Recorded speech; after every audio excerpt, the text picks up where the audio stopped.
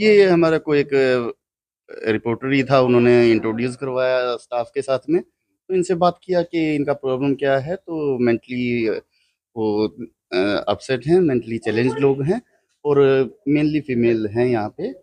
और सबसे ज़्यादा कि आए तो बोले हैं यहाँ पे दूसरे सोसाइटी भी आती हैं और यहाँ पर काम करती हैं, तो हमने भी एक प्रोग्राम बनाया था कि इनके साथ लंच करेंगे, इनका हौसला बढ़ाएंगे। और जब मैं पहली बार मिल के गया था तो ये लोग बहुत खुश थे कि कोई सीआरपीएफ से ऑफिसर आके हमारे को मिल के गया है।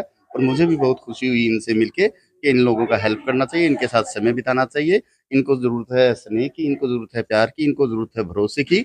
और ये भी कभी हमारे ज़रूरत से, हमारी कोशिश से आम ज़िंदगी जी सकते हैं। यही दुआ लेके हम लोग आए थे और इनके साथ खाना खाया है।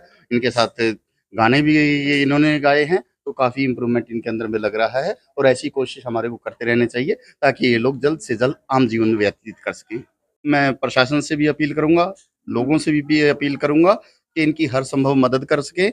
इनको अगर नाबार्ड एक एनजीओ संस्था है जो इसको टेक केयर कर रही है, और जो इसमें के अंदर में जो दूसरे लोग हैं, चाहे वो पैसे के रूप में मदद करें, चाहे दवाइयों के रूप में मदद करें, चाहे खाने के रूप में मदद करें, चाहे कपड़े के रूप में मदद करें, तो इनकी हर संभव मदद की जाए। और नहीं है तो कम से कम इनसे प्यार से बात कर कर इनका भरोसा जीतें, इनको भरोसा दिलाएं और ये आम जीवन व्यतीत कर सकें। আপোনালোকৰ এই যে মানসিক চিকিৎসালয়ত চিআৰপিএফৰ ফালৰ পৰা কিছু এক্টিভিটি কৰা হৈছে, সহায় কৰাৰ কাৰণে বা তেখেতসকলৰ পৰিচৰ্যাৰ কাৰণে কিছু প্ৰয়োজন আছে বুলি কৈছে। এই অনুষ্ঠানটো কেনেকুৱা লাগিছে? এনেই ধৰি লওক ভালে লাগিছে। আমিতো আৰু এনেকুৱা মানে সদায় হেৰি কৰি দিব নোৱাৰোঁ। আমাৰ তাৰমানে এখন ৰুটিন আছে, সেই ৰুটিন ৱাইজ। আৰু আমাৰ মানে মেইনলি কথা হৈছে কি পেচেণ্টক ভালকৈ ৰাখিব লাগে, প্লাছ মানে খোৱাটো যাতে তেওঁলোকে প্ৰটিন ভিটামিনখিনি মিলাই পেলাই খাব পাৰে। এইটো খালি মাছ বা মাংস নহয়, আৰু যিবিলাক ভেজিটেবল হেৰি আছে সেইবিলাক মিলাই পেলাই আমাৰ মানে এটা চাৰ্ট আছে, সেই চাৰ্ট অনুযায়ী ডে বাই ডে মানে সেইটো হয় আৰু তেনেকৈ খোৱাটো তেনেকৈ হয়।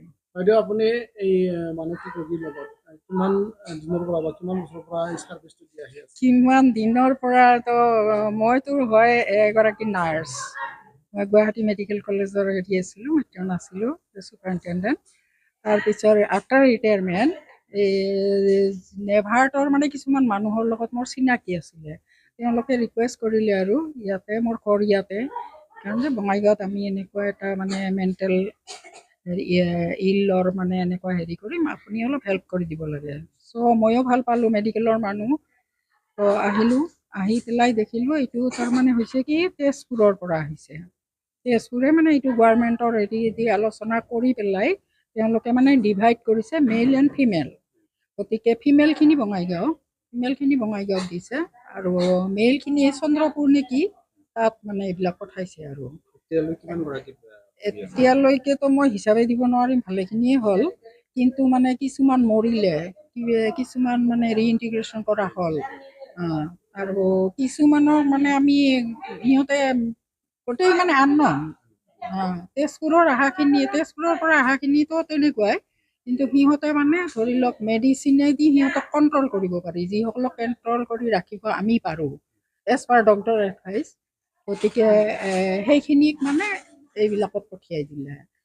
তাৰপিছতে আৰু হেৰি হ'ল কি এইবিলাকক ইয়াতে পঠালে, কিন্তু মানে এনেকুৱা হ'ল এই যে লকডাউন কৰিলে, লকডাউন ক'ভিড এইবিলাকৰ কাৰণে তেতিয়া মানে আমাৰ লোকেল প্ৰশাসন যিটো, তেওঁলোকে মানে আমাক মানে প্ৰেছাৰ কৰিলে যে আপোনালোকে এনেকুৱা এনেকুৱা মানুহ ৰাখিব লাগিব, এতিয়া আমি ক'তো পঠাব নোৱাৰোঁ, ৰাস্তাত ঘূৰি আছে। চ' এইবিলাক ডাইৰেক্ট মানে হস্পিটালত নি পেলাই তেওঁলোকৰ ক'ভিড চভিড চেক কৰি পেলাই আমাৰ ইয়াত আনি থৈ দিছে। মোটামুটি প্ৰতিগৰাকী পেচেণ্টে সুস্থ হৈ আছে। কিন্তু কেতিয়াবা ইহঁতৰ মেডিচিনে কণ্ট্ৰল কৰেতো, কেতিয়াবা মেডিচিন চাপ্লাইটো নাহে কোম্পানীৰ পৰা, তেতিয়া অলপ ডিফিকাল্টি আহে। বৰ্তমানলৈকে সুস্থ আছে। সত্য হেৰি আছে।